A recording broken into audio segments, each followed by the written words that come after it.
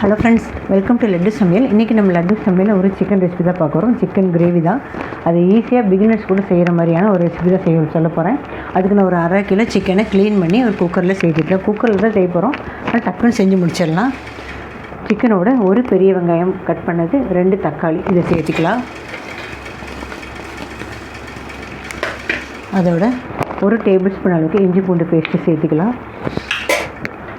1 teaspoon மிளகாத்தூள், 1 table spoon மிளகாத்தூள், 1 teaspoon மஞ்சள்தூள், 1 டீஸ்பூன் காஷ்மீரி மிளகாத்தூள், 2 டீஸ்பூன் அளவுக்கு மல்லித்தூள் இதையும் சேர்த்துக்கலாம். அதோட கொஞ்சமாக பொடியாக நறுக்கின கொத்தமல்லி தழை, கருவேப்பிலை 2 சேர்த்துக்கலாம். அது கூட இந்த சிக்கனுக்கு தேவையான உப்பு சேர்த்துக்கலாம். சேர்த்துட்டு கொஞ்சமாக தண்ணி சேர்த்துக்கலாம். சிக்கன் லைட்டாக முழுகிற அளவுக்கு தண்ணி சேர்த்துனா போதும். 1 டம்ளர் தண்ணி கரெக்டாக இருக்கும். மிக்ஸ் பண்ணிக்கலாம். நல்லா ஒரு தடவை மிக்ஸ் பண்ணி விட்டுறலாம். இந்த குக்கரை மூடி போட்டு 2 விசில் விட்டு எடுத்துடலாம். டக்குன்னு செஞ்சு கொடுத்துடலாம், ஈஸியாக இருக்கும்.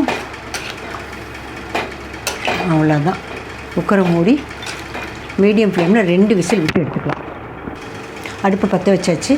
குக்கரை மூடிக்கலாம். மூடி போட்டு ஒரு 2 விசில் மீடியம் ஃப்ளேமில் வச்சு இறக்கிக்கலாம். அதுக்கப்புறம் நம்ம தாளிச்சுக்கலாம். 2 விசில் வந்துச்சு. அடுப்பு ஆஃப் பண்ணி ஸ்டீம் அடங்குதுன்னு தாளிச்சுக்கலாம். ஸ்டீம் அடங்குறதுக்குள்ள ஒரு தாளிப்பு ரெடி பண்ணிக்கலாம். அதுக்கு ஒரு பேன் வச்சு 2 டேபிள் ஸ்பூன் எண்ணெய் ஊற்றி வச்சுருக்கேன். எண்ணெய் சூடாகட்டும். எண்ணெய் சூடாகணுன்னா அதில் ஒரு பிரியாணியில் 1/4 டீஸ்பூன் சோம்பு, 1 ஸ்டார்ப்பு, கொஞ்சமாக கல்பாசி, 2 ஏலக்காய், 4 கிராம்பு, ஒரு சின்ன துண்டு பட்டை இதெல்லாம் தாளிப்புக்காக போட்டுக்கலாம். பொரியட்டும். நல்லா பொரிஞ்சிருச்சு. இப்போ இதில் ஒரு 10 சின்ன வெங்காயம் இடித்து வச்சுருக்கேன். ஒரு 2 பெரிய வெங்காயம் கட் பண்ணி வச்சுருக்கேன். இது 2மே ஒன்றாவே சேர்த்துக்கலாம். அதோட ஒரு 1/2 டேபிள் ஸ்பூன் இஞ்சி பூண்டு பேஸ்ட்டு சேர்த்துக்கலாம். சிக்கன் வேக வைக்கும்போது 1 டேபிள் ஸ்பூன் இஞ்சி பூண்டு பேஸ்ட்டு சேர்த்துருக்கோம். வதக்கும்போது சேர்த்துனா கொஞ்சம் நல்லாயிருக்கும். அதனால இப்போ சேர்த்துறேன். கொஞ்சமாக கருவேப்பிலை சேர்த்துக்கலாம். சிக்கன் வேக வைக்கும்போது உப்பு போட்டிருக்கோம். இப்போ வெங்காயத்துக்கெல்லாம் உப்பு போட்டுக்கலாம். வெங்காயம் நல்லா வதங்கிட்டோம். வெங்காயம் ஓரளவுக்கு செவந்து வந்துடுச்சு. இஞ்சி பூண்டோட பச்சை வாசனையெல்லாம் போயிடுச்சு. இப்போ நம்ம கேஸும் போயிடுச்சு. இப்போ நம்ம தண்ணியோடு இந்த வேக வச்ச சிக்கனை இதில் சேர்த்துக்கலாம். நம்ம கொஞ்சம் தான் தண்ணி சேர்த்தோம். பாருங்கள், சிக்கன்லேருந்து வந்த தண்ணியோடு எவ்வளோ தண்ணி ஆகிடுச்சு. எல்லாத்தையும் ஒன்றா மிக்ஸ் பண்ணி தண்ணி கொஞ்சம் ட்ரை ஆகிற வரைக்கும் நம்ம வேக வச்சுக்கலாம். மூடி போட்டு ஒரு 5லேருந்து 7 நிமிஷம் வரைக்கும் வேக வச்சுக்கலாம். சிக்கன் வெந்துருச்சு. எல்லாம் ஒன்றா கலந்து வரணும். தண்ணி ட்ரை ஆகணும். அவ்வளோதான். கரம் மசாலா நம்ம சேர்த்துல 1 டீஸ்பூன் கரம் மசாலா சேர்த்திட்டு கலந்து விட்டுட்டு தண்ணி ட்ரை ஆகிற வரைக்கும் நம்ம கொஞ்ச நேரம் அடுப்பில் வச்சுக்கலாம். நல்லா கலந்து வரட்டும். இப்போ திறந்து பார்க்கலாம். பாருங்கள், எவ்வளோ தண்ணி நல்லா ட்ரை ஆகிடுச்சு.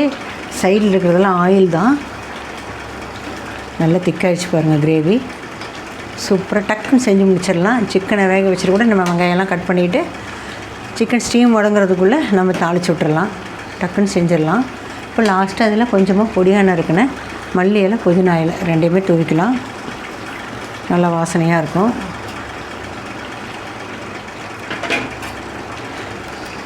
கலந்து இறக்கிட்டோம்னா நம்மளுக்கு சூப்பரான டக்குன்னு செய்யக்கூடிய குக்கரில் செய்கிற சிக்கன் கிரேவி அருமையாக ரெடி ஆகிடுச்சு.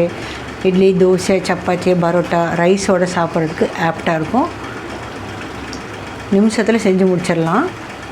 நீங்களே இதே மாதிரி ட்ரை பண்ணி பாருங்கள். பிடிச்சிருந்தால் லைக் பண்ணுங்கள், ஷேர் பண்ணுங்கள், கமெண்ட் பண்ணுங்கள். என்னோடய சேனலை சப்ஸ்கிரைப் பண்ணுங்கள்.